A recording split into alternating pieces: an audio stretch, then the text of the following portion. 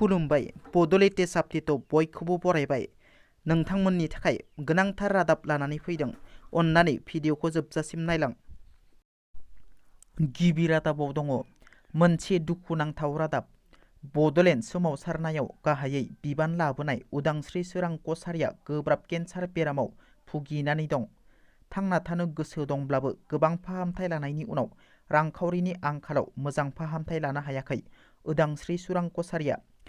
बड'लेण्ड सोमावसारनायाव मैखोम बाहागो लाबोनाय लोगोसे टंला पुर'नदिया दानसोरां भेन्सार फरायसालियाव फोरोंगिरि मावबोनाय उदालगुरि जिल्ला टंला थराइबारि गामिनि उदांस्रि सोरां कछारिया फाहामथाय लानो बे समाव रांनि जोबोद गोनांथि जादों।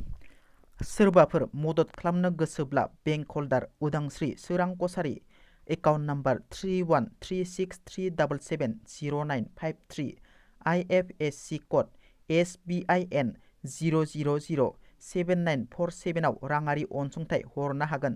लोगोसे नखरा दानि बिटिआर सरकारनिफ्राय मदद हास्थायदों।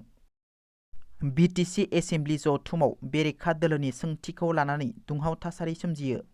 दिनै बिटिसि गोजां बोथोरनि एसेम्बलि जथुम कातिराम बर'नि मासि सामलायनायाव फुंनि 10 रिंगानिफ्राय सानसेनि हाबाफारिजों खुंफुंजायो। बिटिसिनि गोजां बोथोरनि एसेम्बलि जथुमा। एसेम्बलि जथुमाव बेरेखा दोलोनि MCLA देरहासात बसुमतारिया थांनाय सेप्तेम्बर दानाव क'क्राझार जिल्ला हलथुगाव डिभिजन हाग्रा बिफाननि सिङाव थानाय जारबारि गियानपुरिनि थागिबि हेमन्त नार्जारिखौ हाग्रा बिफाननि NGOनि मावथिफोरा खर'आव गुलि गावनानै बुथारनाय जाथायनि सायाव गोख्रों सोंथि दैखांनायनि उनाव दान्थे बिदान्थे थासारि सोमजियो।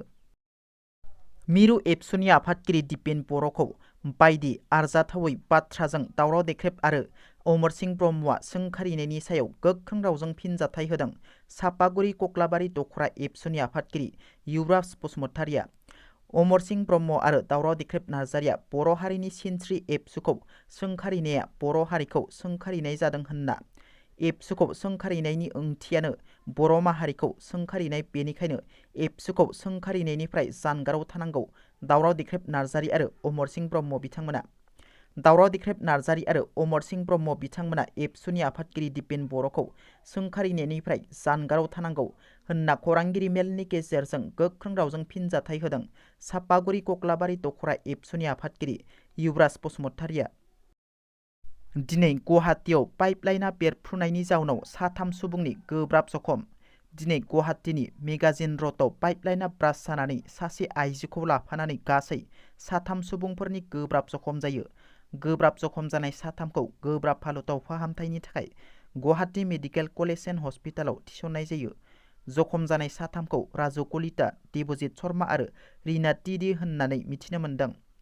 लोगोसे बे पाइपलाइन बेरफ्रुनायाव गंसे अट' आरो साखा खबब्रै गारियाबो सिलिंखार जायो होनना मिथिनो मोन्दों। आसाम अरुणाचल सिमनायाव सासे आलफा केडारखौ हमनो हायो। अरुणाचल सिमनायाव पुलिस आरो आसाम राइफलनि जथायै सिग्रोमनायाव आलफा उदांनि सासे केडारखौ हमनो हायो।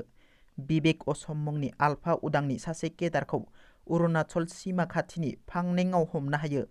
ओरैहाय मृगां असम मुंनि सासे केडारा जायगानिफ्राय खारखोमानो हायो। दिनैनि रादाबा एसेनोसै। नोंथांमोना जुदि आंनि भिडिअखौ नायनानै मोजां मोनदोंब्ला अन्नानै लाइक, शेयार आरो साबस्क्राइब खालामनो दाबाव। गोजोन्थों।